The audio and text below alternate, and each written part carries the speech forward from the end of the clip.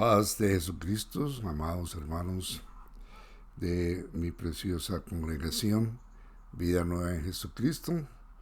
Los saludo cariñosamente, deseando que siempre estén bien, y yo sé que están bien porque si Dios está con nosotros, todo va bien. Un saludo también a todos los hermanos de otras congregaciones, pastores y amigos de otras congregaciones. Un saludo a los hermanos del Ministerio Internacional Hechos Apostólicos. Un saludo cariñoso al hermano Pachito allá en Palmira. Desde aquí en nuestra congregación siempre lo recordamos en nuestras oraciones juntamente con los hermanos allí en su congregación. Bendiciones para usted, hermano querido, y para todos los que nos oyen, para todos los que escuchan este mensaje o escucharán este mensaje a través de sus medios. Bendiciones en el nombre del Señor Jesucristo. Amén. Gloria al Señor. Esta tarde, con la ayuda del Señor, quiero empezar un tema dentro del marco de lo que estamos estudiando, la ética cristiana. Terminamos hablando varias clases acerca de el yo soy Dios, y espero que los hermanos pues hayan podido conectarse con el mensaje y con el espíritu de la palabra. De todas maneras, ahí está grabado en el canal de YouTube, y vuélvelo a oír siempre. A veces no se le pone la real atención la primera vez, pero una segunda vez pues va a tener la oportunidad de percibir mejor el espíritu de la palabra. Muy importante ese estudio del yo soy Dios. Pero ahora vamos a estudiar acerca del hombre.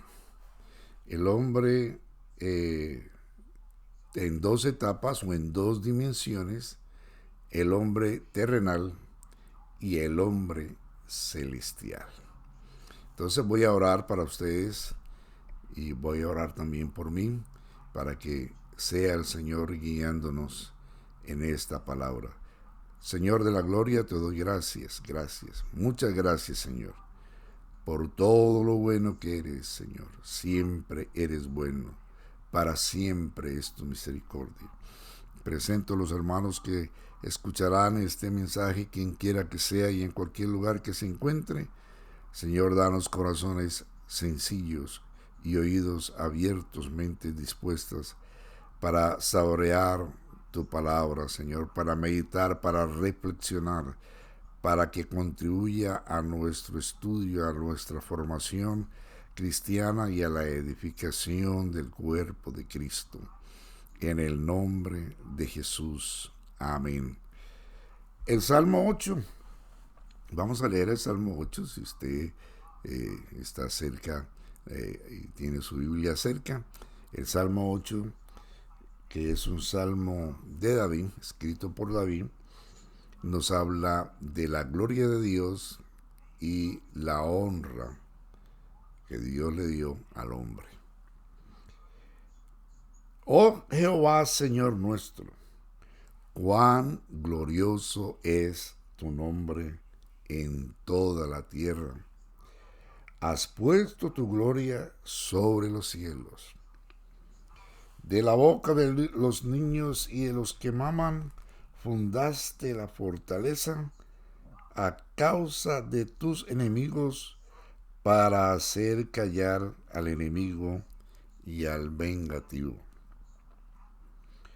Cuando veo tus cielos, obra de tus dedos, la luna, las estrellas que tú formaste, digo, ¿qué es el hombre para que tengas de él memoria, y el hijo del hombre para que lo visites?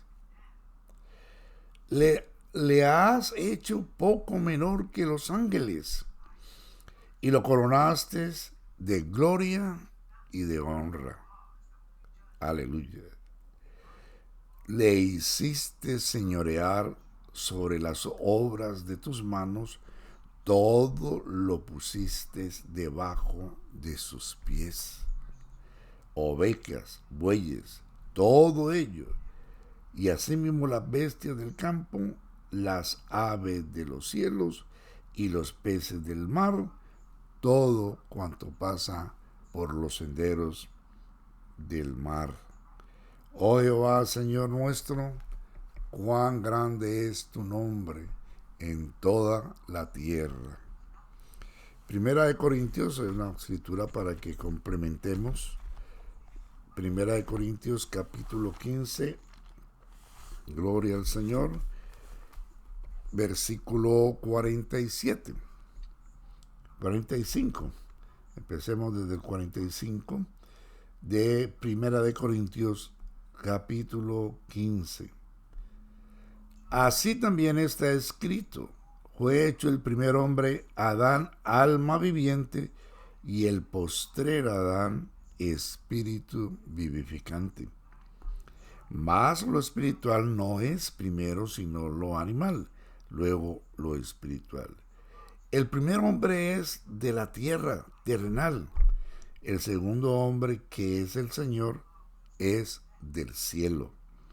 ¿Cuál es terrenal? Tales también los terrenales.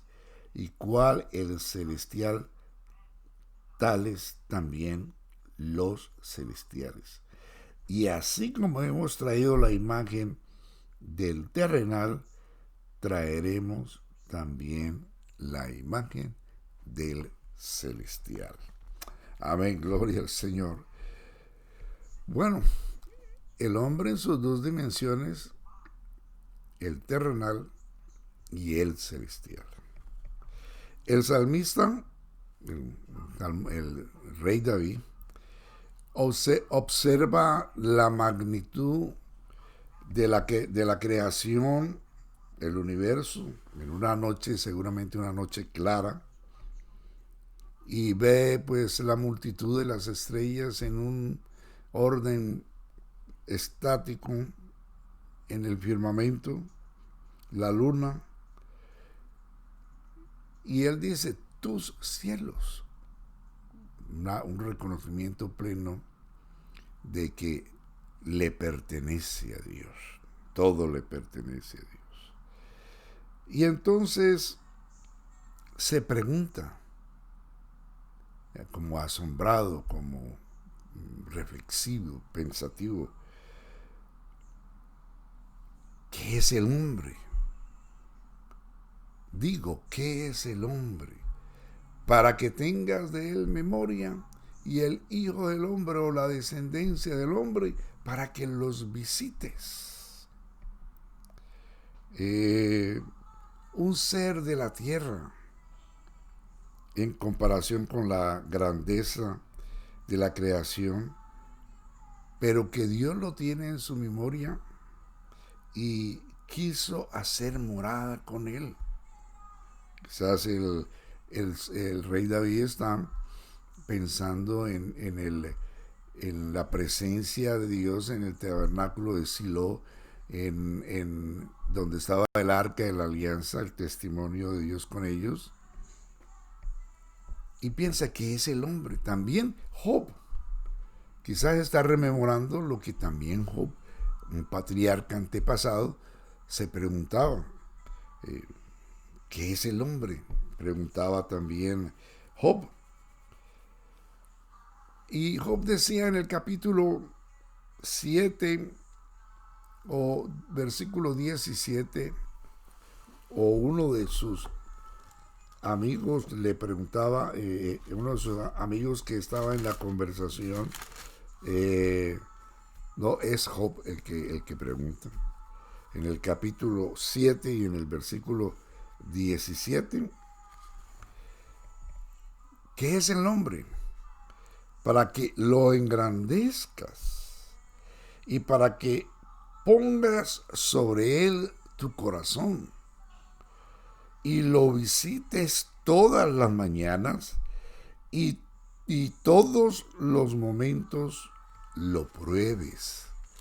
Aquí entonces hay otro concepto de lo que es el hombre para Job, que está pasando por un momento de prueba, un momento de angustia, un momento de dolor. Y de alguna manera dice, ¿para qué lo pruebas? Como, ¿qué se gana probar al hombre si el hombre es apenas un terrenal y usted es un celestial? En medio de su pensamiento, lo dice en muchas otras partes del mismo libro, como, ¿para qué haces enfrentar al hombre contigo? El hombre no puede enfrentarse contigo, Señor. Entonces eso preocupa a Job. Y luego el mismo rey David, o el salmista David, en el Salmo 144, pues vuelve a hacerse esa pregunta: ¿qué es el hombre? Y aquí David tiene otro concepto de la pregunta, de qué es el hombre. El primero era al ver la magnitud de la grandeza de Dios. Y ahora es para que lo valores, para que lo estimes, para que le pongas un precio. Si el hombre es vanidad y es sombra, ¿qué pasa? ¿Por qué tiene un precio? Para que lo estimes. Entonces, hay unas preguntas inquietantes en estos personajes de la Biblia ante la incomprensión de los propósitos y designios divinos con el hombre, con la creación que salió de sus manos. Y aunque él nos dice en el Salmo 8 que lo ha cubierto de gloria, lo ha vestido con su gloria, y está imaginándose cuando lo puso en el Edén, y lo has llenado de honra, y le has hecho Señor de la creación terrenal, y a los animales, los acuáticos, los animales volátiles, los animales cuadrúpedos, todo lo ha puesto para que usted sea Señor de ellos. Y esto lleva pues entonces a que haya una discusión acerca de esto desde antigüedad. Los filósofos griegos en la antigua Grecia se preguntaban también qué es el hombre, y hay una cantidad de documentos de los filósofos que hablan del hombre. Los teólogos la época del Renacimiento también tenían un poco como el San Agustín, y ellos tenían un diálogo sobre eso, que es el hombre. Y aún hoy los teólogos, los académicos, religiosos, pues no están definidos, cuando no conocen los designios divinos, por supuesto, qué es el hombre. En el capítulo 2 de Génesis y en el versículo 7 encontramos una declaración muy corta en la que nos dice que formó pues Dios al hombre del polvo de la tierra. Es decir, la materia prima del hombre es el polvo, es la tierra. Y Dios hizo las partes y las integró. Eso quiere decir, todo lo formó y lo integró para que fuera un cuerpo. Sopló en su nariz aliento de vida. Y entonces comenzó el pulmón a entrar y salir aire, las cámaras del pulmón a entrar y salir aire, el corazón comenzó a palpitar y la sangre comenzó a correr por entre las venas, todo comenzó a funcionar como estaba planeado, y fue el hombre una alma viviente. Eso es lo que dice ahí la escritura. Fue un alma viviente. Entonces yo me pregunto, ¿un querubín? ¿Un querub? ¿Por qué me pregunto un querubín? Porque al profeta Ezequiel, en sus visiones de la gloria de Dios, en el capítulo 1 de su libro, Ezequiel, él dice que ve la gloria de Dios y ve 4 seres vivientes, la misma expresión de Génesis, seres vivientes, que tenían una forma que ahí no lo describe, con cara de león, con cara de águila, con cara de buey o de toro, y con cara de hombre, animales. Y en el capítulo 10 de su libro Ezequiel, cuando la gloria al Dios de Israel se está yendo del templo, entonces ve también esos mismos seres, él lo dice ahí, que eran los mismos seres que vio en la primera visión, y dice ahora que eran querubines. Ya no le vio cara de hombre, sino querubines. Bien importante ese detalle. Entonces, los identifica así como querubines. Entonces, ¿qué es el hombre? Nos preguntamos quizás muchos, ¿qué es el hombre entonces? Por esto que encontramos, estas detalles que encontramos en la Biblia. En la creación de Dios. Un querubín en la creación de Dios. Puede ser. Entonces nos dice la Biblia que Dios plantó un huerto. La expresión de un huerto es de una escuela, de un lugar de preparación, de un lugar donde de ahí va a salir productos ya hechos para repartir. Eso es lo que es un huerto, como un nursery.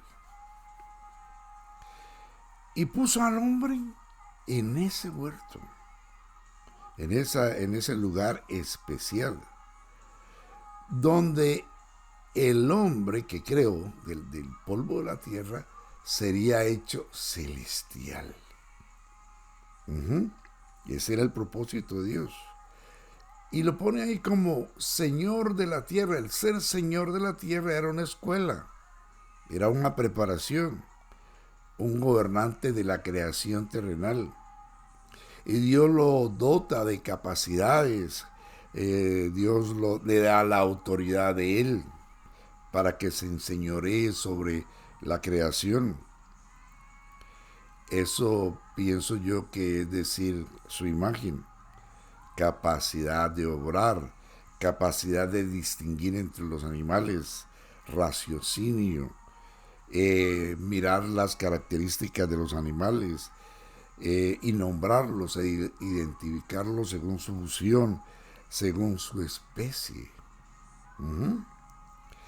Pero mire, Dios también quería que en esa escuela, en el huerto, o en ese lugar especial donde Dios puso al hombre, avanzara en conocimiento, en sabiduría, en inteligencia, para que llegara a comer del árbol de la vida eterna, de la vida de Dios, y fuera semejante a Dios.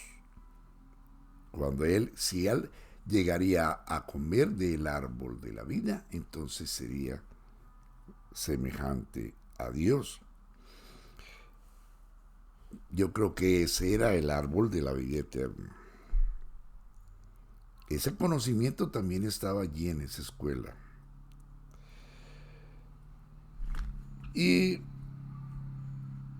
Pero antes de llegar al árbol de la vida, tenía que pasar una prueba de su fortaleza, una prueba de su carácter. tenía que obviar el conocimiento de una ciencia que se llamaba la ciencia del bien y del mal. Esa la tenía que obviar. Uh-huh.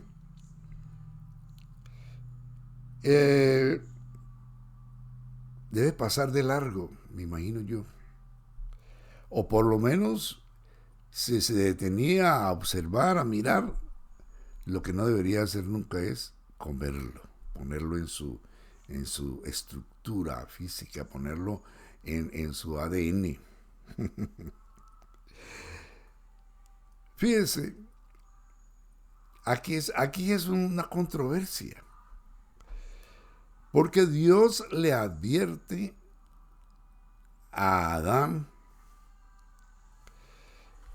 que cuando todo es vida, cuando todo es hermosura, Edén quiere decir paraíso, lugar tranquilo, descanso de vida. Cuando todo es vida, Dios le advierte a el hombre sobre la muerte. ¿Y por qué Dios le advierte al hombre, al Adán, sobre la muerte? Porque Adán, que tenía la imagen de Dios, la capacidad, era un ente moral libre. Así tenía que ser, porque es la imagen de Dios, un ente moral libre. Un ser libre en el Edén. Pero esto es lo que forma la controversia, porque Adán ahora tiene que pasar por una prueba de su carácter y de su fuerza, de su estabilidad. Y Dios le advierte de no comer, de no equivocarse. Es decir, el hombre en su libertad estaba expuesto a equivocarse, a errar. Y Dios quiere advertirle que no vaya a errar. Dios quiere decirle que no se equivoque, que siga de largo, porque ese árbol, el comer el fruto de ese árbol produce, o de ese conocimiento mejor, produce muerte. No se equivoque quizás. Pero fíjese que esto es lo que yo creo que el apóstol dice en el capítulo 7 de Romanos. Esa misma advertencia de que no errara se convierte en un mandamiento. De manera que si erraba, ya no era un error de desconocimiento, sino una rebelión. Una rebelión contra lo que Dios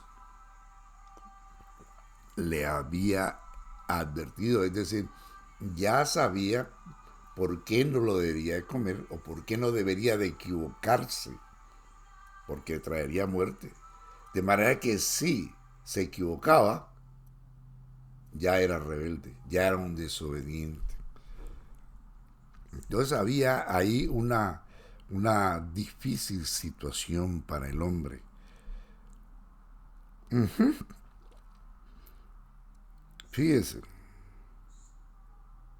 Adán tenía que mantenerse en el equilibrio, aplomado consigo mismo, concentrado en lo que tenía allá en el otro lado, que era, o más adelantico, en el mismo centro del huerto, el árbol de la vida. Su mirada debía de haberse centrado en el árbol de la vida y pasar de largo. Uh-huh. Y probarse a sí mismo. Ahora Adán tiene que probarse a sí mismo, porque le han dado una oportunidad de ser celestial y ahora tiene que probarse a sí mismo y a todas las criaturas creadas que están en la eternidad con Dios. Que él estaba bien construido, que estaba una criatura en un proceso bien definido, construido, bien cimentado, dominio propio con el Creador, gloria al Señor. Y el Creador y todos los entes espirituales que guardaron su dignidad, que nunca pecaron, que viven en la dimensión de la eternidad, estaban observando. Era como el espectáculo en esa carrera de donde dejó de la advertencia al árbol de la vida. Porque él tenía que construir por sí mismo. Claro, Dios estaba allí para ayudarle. Y también sus ángeles estaban ahí para ayudarle. Para que él pudiera tomar la vida. Tenía que probar sus convicciones, su deseo de ser semejante a Dios. Que le guardaba, que esperaba que él le diera una señal para que le ayudara. Como sucedió con el rey Belsasar cuando vio en la pared la escritura en la pared. Le decía, pesado has sido en balanza y has sido hallado falto. Era más o menos lo mismo que se esperaba de Adán, que fuera puesto en la balanza y no fuera hallado falto. Pero se lo pusieron en la balanza y fue hallado falto. Entonces, mire, Dios estaba allí listo, porque Dios guiaba, pero estaba allí listo porque era un ente moral libre. Y Dios esperaba que lo llamaran. Los ángeles están esperando ahí que vinieran a ayudarle. ¿Pero qué le pasó? Yo me pregunto, ¿qué le pasó a Adán? ¿Qué sucedió en ese proceso? Adán no pidió auxilio. Adán no llamó a Dios. Adán no invocó a Adán. Adán no dijo, God help me. Yes, anybody can help me. No, Adán no dijo nada. Yo he buscado aquí en la Biblia, en los Salmos y en la Escritura, yo he buscado un indicio que me diga a mí que Adán quizás pidió auxilio o que Adán quería que se le ayudara, pero por lo menos en la narración de Génesis, Adán está callado. Adán no dice nada. No se oye que haya un grito. Sálvame, oh Dios, porque las aguas han entrado hasta el alma. ¿Qué pasó?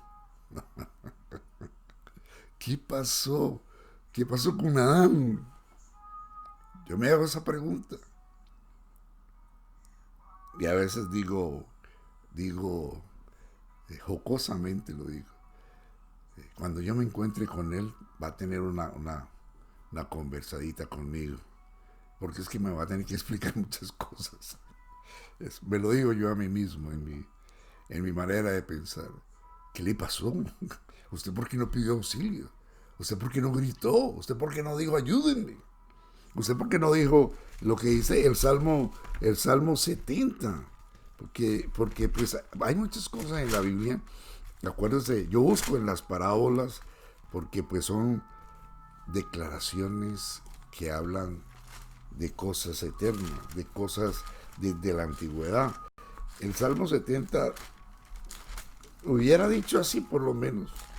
Todos los salmos tienen, usted ha visto que todos los salmos tienen su plegaria, ayúdame, escúchame, socórreme Dios.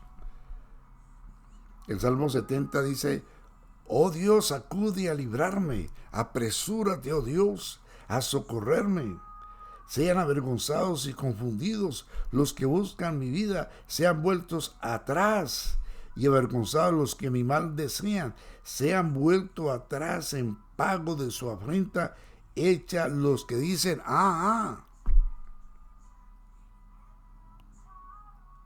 Yo estoy afligido y menesteroso. Apresúrate a mí, oh Dios, ayuda mía. Mi libertador eres tú, oh Jehová. No te, por lo menos hubiera dicho esto, hubiera recitado el Salmo 70. Pero no hay nada que me indique a mí que Adán pidió auxilio. ¿Qué le pasó? ¿Qué le pasó? ¿Sabía hablar? Claro que sí, pues le dieron el don de hablar. No habló nada. Cuando estaba acostumbrado a oír a Dios, cuando era guiado por Dios, enseñado por Dios, no miró a Dios. Ese es el problema del ser humano, que no mira a Dios. Entonces el hombre quedó atrapado a disposición del bien o del mal. Solo puso en su estructura. Y el mal resulta que es como el wheat, como la retama del desierto. Eso crece sin echarle agua. Eso se da sin problema. El bien sí hay que construirlo.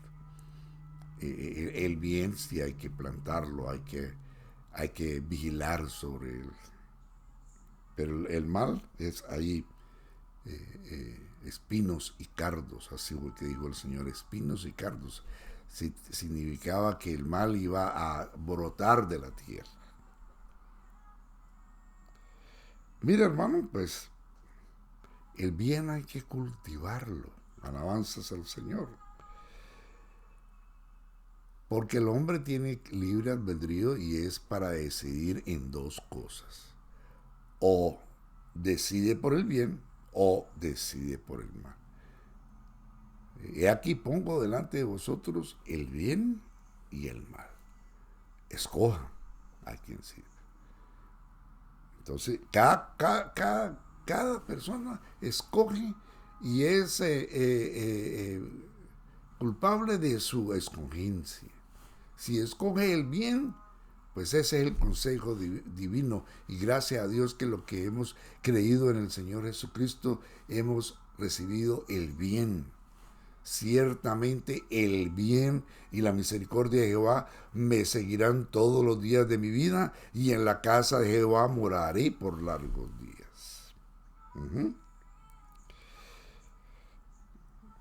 Entonces, el dilema es el dilema que nos presenta el apóstol Pablo en el capítulo 7 de Romanos. Es él, pienso yo, que está hablando sobre la humanidad y está hablando sobre el hombre terrenal, el Adán terrenal. Entonces él dice, miren, claro, ya en el Edén apenas se iba a decidir, tenía la oportunidad de hacer una decisión que fuera sabia. Pero entonces dice el apóstol Pablo en el capítulo 7 de Romanos, en el versículo 7. La ley es pecado en ninguna manera, pero yo no conocí el pecado sino por la ley, porque tampoco conociera la codicia si la ley no dijera no codiciarás. Mas el pecado, tomando ocasión del mandamiento, produjo codicia, porque sin ley el pecado está muerto. Entonces, ese es el dilema. Y yo sin ley viví en un tiempo, bueno, está hablando antes de que se escribiera la ley de Moisés, y hallé que el mismo mandamiento que era para vida, a mí me resultó para muerte, porque el pecado, tomando ocasión por el mandamiento, me engañó y por él me mató. Versículo 13. Luego, lo que es bueno vino a ser muerte para mí, en ninguna manera. Mira el raciocinio del apóstol.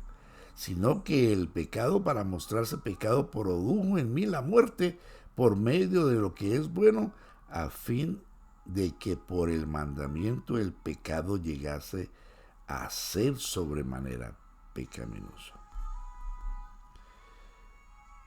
De manera que el versículo 18, y yo sé que en mí, eso es en mi carne, no mora el bien, porque el querer el bien es en mí, pero no el hacer. Adán quedó atrapado en eso. Bueno, si no le dicen que no vaya a errar, si no le dicen no coma, estaba expuesto a errar, era libre. Y si va a errar y entonces no puede seguir a obtener el árbol de la vida, podía decir, a mí no me advirtieron, no me dijeron nada. Entonces, el injusto sería Dios. Pero entonces ahora Dios tiene que advertirle, tiene que darle el mandamiento. Y el mandamiento era para bien, era para que él no errara. Entonces ahora todo quedó sobre los hombros de Adán al estar en su camino hacia el árbol de la vida, y tenía que pasar enfrente del árbol del conocimiento del bien y el mal, y tenía que pasar de largo, tenía que vencer, tenía que tener dominio propio. Por lo menos tenía que gritarle a Dios, ayúdame, ven a mi socorro. Entonces esa es la diferencia con el celestial. Oh, aleluya. El celestial también fue probado, como Adán, Jesucristo. Pero él sí, aunque sufrió, se paró firme, tenía el carácter, venció, siguió de largo, gloria a Dios, para enseñarnos a nosotros. Y cuando estaba en el huerto del Getsemaní, Señor, pasa de mí esta copa, pasa de mí esto, este designio.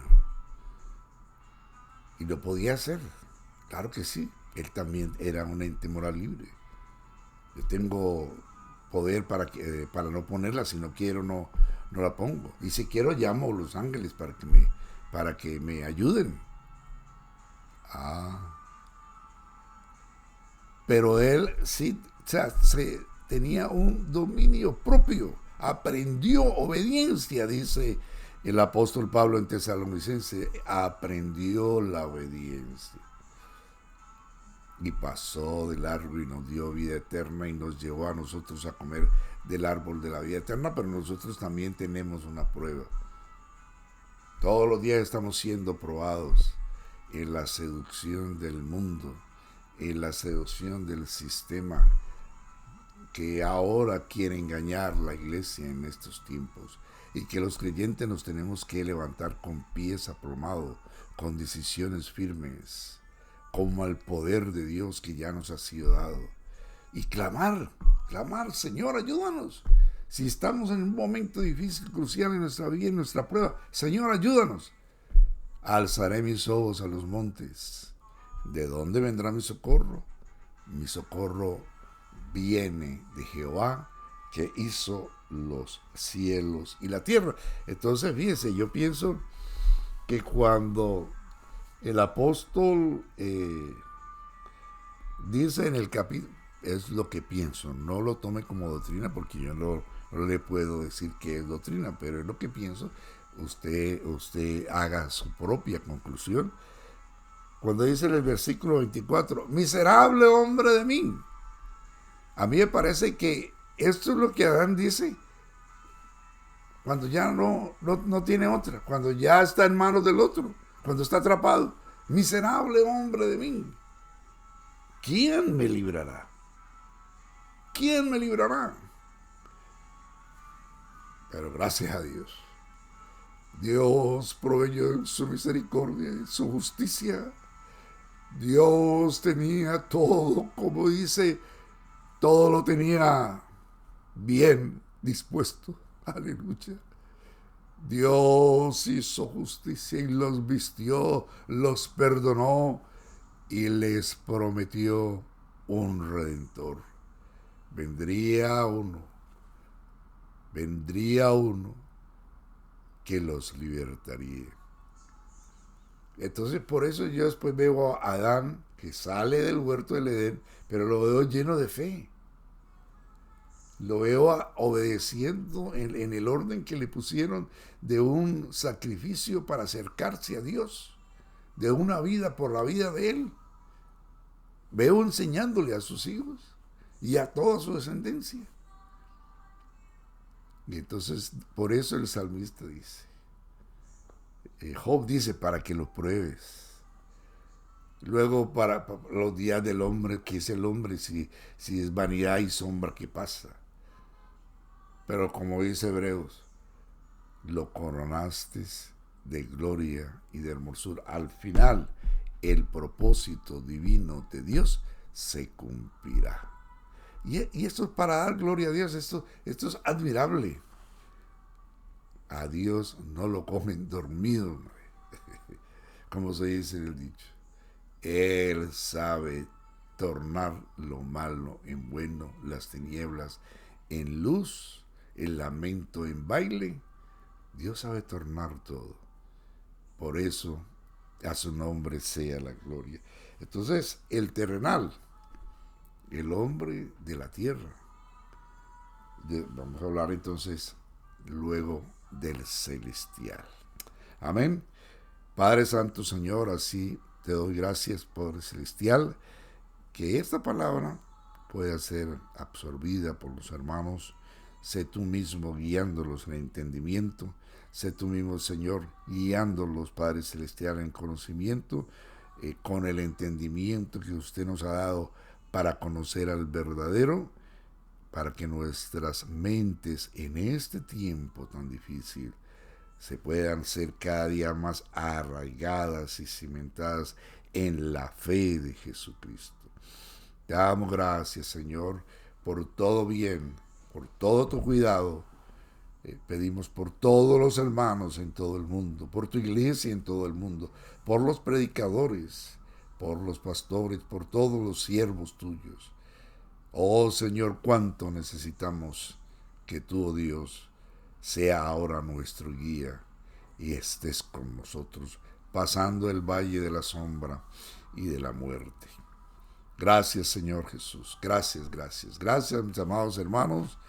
Gracias por todo lo bueno. Ya sabremos cuándo podemos volver a nuestra congregación, a nuestra reunión. Y entonces veremos si seguimos.